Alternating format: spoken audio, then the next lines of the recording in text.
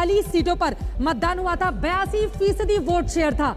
अब इतना बड़ा जो वोट वहां पर पड़ा है वो किसके पक्ष में, सीटों को अगर हम कन्वर्ट करें तो यहां पर फायदा दे पाएगा, ये अपने आप में महत्वपूर्ण है। लेकिन आपको बताते चले 2016 में शानदार प्रदर्शन यहां पर टीएमसी करती हुई नजर आई थी। 2016 का उसका आंकड़ा 43 में से 32 पर जीती थी, कांग्रेस पार्टी 7 पर, सीपीआईएम 3 पर, बीजेपी का खाता तक नहीं खुला था। लेकिन 2019 में बीजेपी ने बाजी पलट दी थी, बीजेपी 19 सीटों पर अपनी लीड ली हुई थी, टीएमसी 24 सीटों पर।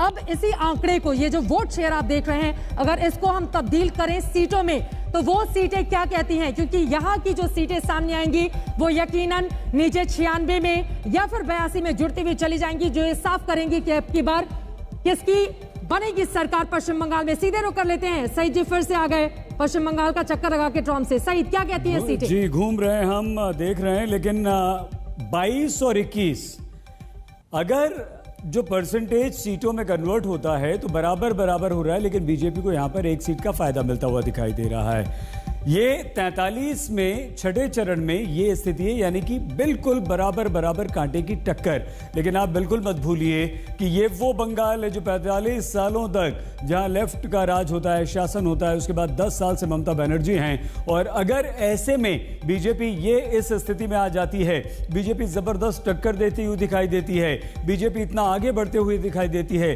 लोकसभा में 18 सीटें जीत जाती है, तो वाकई ये बीजेपी एक बड़ी जीत बीजेपी की अभी अनुमान में ही भले आप मानिए, आपको मानना पड़ेगा। और बंगाल में बीजेपी ने अपनी उपस्थिति तो दर्ज करवा ही दी है, यह भी आपको मानना पड़ेगा।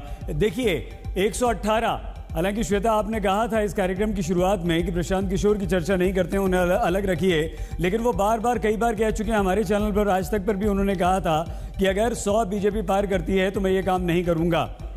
तो एक सवाल और आपके पास यहां पर आ गया है, लेकिन देखना यह होगा कि अगर इसी तरह से रहा तो जो परिणाम आएंगे वो बिल्कुल आसपास रहेंगे, तब स्थिति क्या होगी?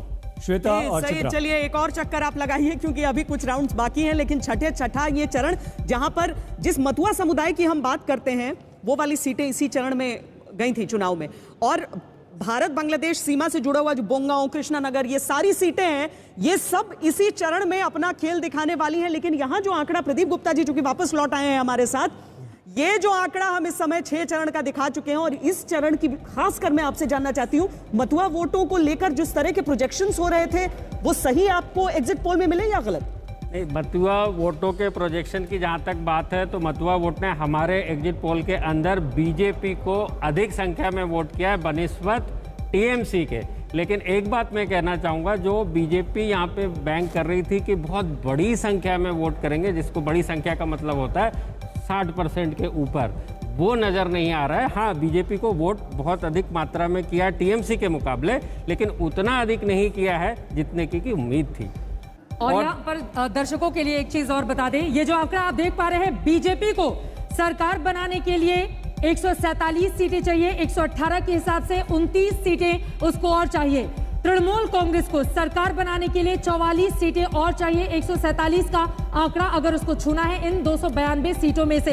ये अपने आप में महत्वपूर्ण है, ये आंकड़ा किसके पक्ष में जाएगा ये देखना दिलचस्प रहेगा। लेकिन अभी तक 292 में से 223 के आंकड़े हमने आपके सामने रखे हैं, बीजेपी प्लस 118 पर, तृणमूल 103 पर। कुल मिलाकर ये स्कोर बोर्ड ये बता रहा है कि कांटे की टक्कर इस वक्त पश्चिम बंगाल में चल रही है। आखिरी तक कौन बना लेगा सरकार, श्वेता, ये महत्वपूर्ण है। 100 दोनों पार कर चुके हैं, 103 तृणमूल, 118 भारतीय जनता पार्टी। और प्रभु चावला हमारे साथ एक बार फिर जुड़ गए हैं। प्रभु चावला जी, बंगाल जाना नहीं जाता है इसके लिए, पश्चिम बंगाल इसके लिए जाना ही नहीं जाता है कि